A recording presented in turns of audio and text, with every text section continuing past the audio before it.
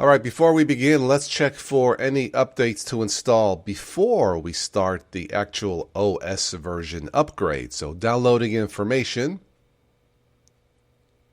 checking for packages, and it looks like we have 436 megabytes. These have to be installed first. So let's do that. And I will speed up the process here to save time.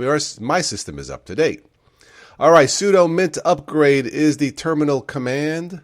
Upgrade to Linux Mint 21 Vanessa. Have I did any Vanessas? I don't think so. Okay, phase 1 preparation.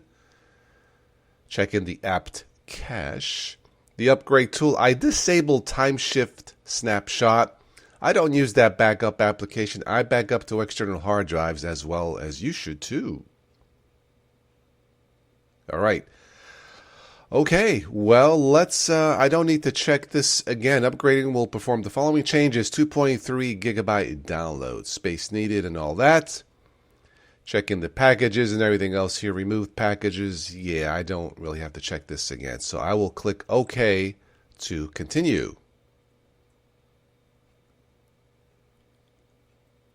All right, downloading packages.